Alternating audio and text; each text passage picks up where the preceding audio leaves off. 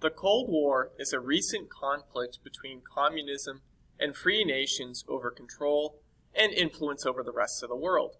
This war is considered a Cold War as it never consisted of a direct conflict between the United States, representing the free world, and the Soviet Union, representing the communist world.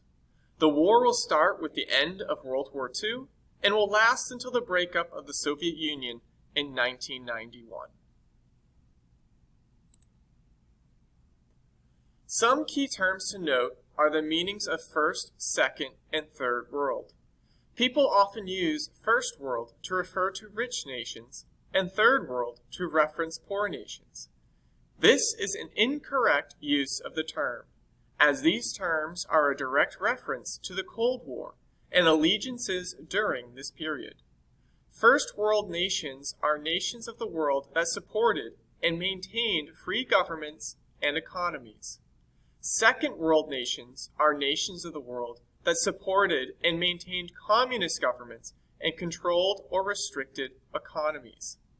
Third World nations are nations of the world that the First and Second World tried to influence and gain support. First World nations just tended to be richer, and Third World nations tended to be poorer, due in part to violence and corruption brought about by First and Second World nations supporting dictators and rebel groups in Third World nations. Many Third World nations are poor, but some Third World nations are actually very wealthy, such as Saudi Arabia. After World War II, the Soviet Union claimed influence and power over Eastern Europe, while Western Europe remained under free democracy. Winston Churchill described the division in Europe as an iron curtain in a 1946 speech in which he stated, quote, "An iron curtain has descended across the continent. Behind that line lie all the capitals of the ancient states of Central and Eastern Europe. All these famous cities and the populations around them lie in the Soviet sphere, and all are subject in one form or another, not only to Soviet influence, but to a very high and increasing measure of control from Moscow." End quote. This Iron Curtain created a metaphorical barrier in which each side could not communicate or exchange ideas. Germany was also split after World War II. The Soviet Union claimed influence over East Germany, while France, Britain, and the United States claimed influence over West Germany. West Germany was united as a free nation under the influences of France, Britain, and the United States, gaining its independence from military occupation in 1955. Furthermore, Berlin, located in East Germany, was split with France, Britain, and the United States, influencing West Berlin, and the Soviet Union influencing East Berlin. As a result, West Germany and West Berlin had free governments and economies, while East Germany and East Berlin had communist governments and controlled economies.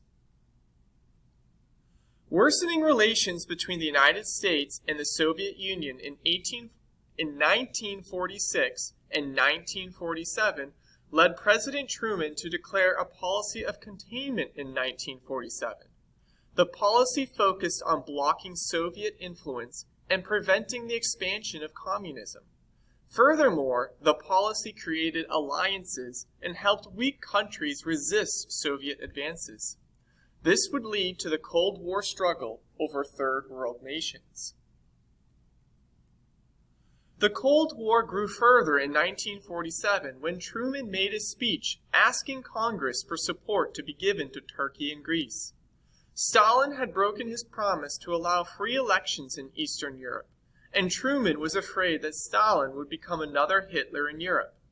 As a result, Truman took a hard stance against communism, and in his speech stated, quote, "One way of life is based upon the will of the majority, and is distinguished by free institutions, free elections, and freedom from political oppression.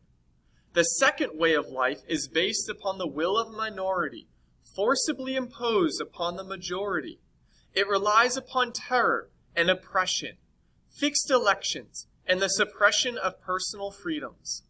I believe it must be the policy of the United States to support free people who are resisting attempted subjugation by armed minorities or by outside pressures." End quote. This support for countries that reject communism came to be known as the Truman Doctrine and led to Congress sending $400 million in aid to Turkey and Greece to oppose communism. Opponents of the doctrine pointed out that U.S. support would go to dictators. In some cases, this would end up being true. In 1947, U.S. Secretary of State George Marshall proposed giving aid in the form of food, machines, and other materials to Europe to help rebuild it after World War II. In 1948, Congress passed $12.5 billion worth in aid after communism seized power in Czechoslovakia. The plan helped save many nations in Western Europe from succumbing to communism. In 1949, due to fear towards the Soviet Union, 10 Western European nations, plus the United States and Canada, formed NATO, the North Atlantic Treaty Organization.